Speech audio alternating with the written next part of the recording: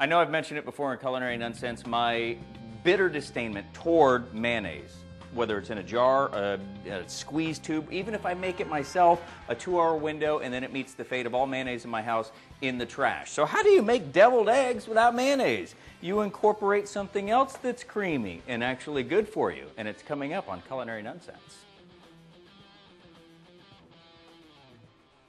Putting this together is just like any other deviled egg. You probably already have Grandma's recipe tucked in the back of that cookbook somewhere. The differences are going to be this. To bring out the tartness, we're going to incorporate some sour cream. You can go with the light stuff. This is actually the full-fat sour cream. It's deviled egg, and it's game time after all. Got some whole ground stone mustard, the spicy kind. And just to bring that up a notch, some fresh ground horseradish. But to bring the creaminess to it, also to add some good omega fats, we've got avocado, and then that's going to go in right with the egg yolk, just like you would normally mix in that horrible mayonnaise stuff. But this is going to put the devil in the deviled eggs. That is a chipotle, which is basically a smoked jalapeno that's been cured in an adobo sauce. They come in a little can with a pop top. You can find them at nearly any grocery. So this is how it gets started. Start with half the avocado first, because you don't know, number one, how big the egg yolks are going to be. And if you put in too much avocado, you end up with avocado and egg, which really isn't all that bad, but it kind of takes the deviled part out. So we'll start with that.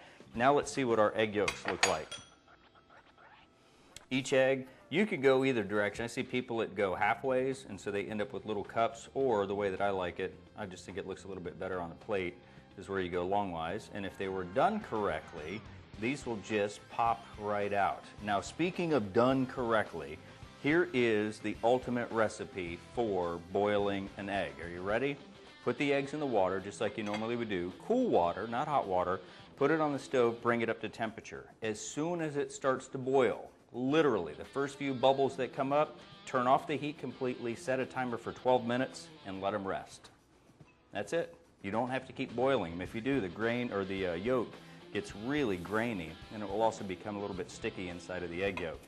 And it won't do that. Just pop out free. Well, like a little bird. Before we add the mustard and the sour cream, I want to mash the yolks along with our nice creamy and ripe avocado here. And you want the green color. You want people to know that it's got some avocado. You could also, if you really wanted to be mean, add some wasabi instead of the chipotle. That would enhance the green flavor, and ooh, would it enhance the bite. That would certainly be a deviled egg. All right, I want you to come here and take a look at this. The incorporation is nice. We've got the color that we're looking for, but it still looks pretty dry. It looks like egg yolk and avocado. So here's where I won't give you an exact measurement for the recipe. I'll kind of give you a ballpark, but you want to start off small. So I've got about a teaspoon of the whole fat sour cream. I'm going to do the same thing, about a teaspoon of the mustard, and I'm also going to do about a half a teaspoon of the horseradish. That's for the kick, the bite. It puts a wee bit of the diablo into our huevos de diablo. And already, just adding those couple ingredients, you can see just how much lighter it looks. Almost looks like it's becoming fluffy. Now let's go ahead and add more of the heat. And if you don't want them really spicy, maybe you're serving it to those that aren't big into spicy, you can cut back on this, but this is a minced chipotle in adobo. And adobo is basically a very rich garlic sauce. So we're going to use the spoon again, or the back of the fork again, and mash, and you can see how the little bits of color start to come out. It's not going to turn it all red. We're still going to have the green to be able to identify that something's a little bit different about these. To avoid the muss and the fuss of trying to spoon it in, just get your favorite piping bag or the disposable ones. You can pick these up for a couple of bucks at Bed Bath & Beyond, and just pipe your deviled eggs mix, your avocado, egg yolk, sour cream, mustard, and horseradish right into the filling. And then add more if you see any that maybe are looking a little deficient. And if you have any leftovers in the bag, just give yourself a taste. Just to make them look like old deviled eggs, we went ahead and put just that garnish on it. Most people use paprika. This is a smoked paprika, kind of reinforcing the smoky flavor that's going to come from the chipotle. And we took out the bad fat that comes in the mayonnaise and all of the mayonnaise mixes, and we replaced it with good fat, which is going to be the avocado. If I only had a deviled egg expert in the house, somebody that could taste this to say, this is pretty close. That's your cue, Mom. Come on. And everybody, this is my mom, deviled egg expert, person that I learned to make deviled eggs from.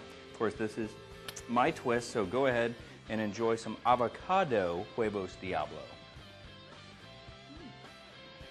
Would you be able to tell that it didn't have the mayonnaise in it? No. I like that. You gonna make those at home now? Of course. Oh, I'm coming to her tailgate. And Yes. you may want to do the same thing. Swap out the avocado, a nice ripe avocado, ditch the mayonnaise in all forms, get yourself a piping bag, and you too, when you bite into one of these Diablo de Huevos, will be saying there is none better, right?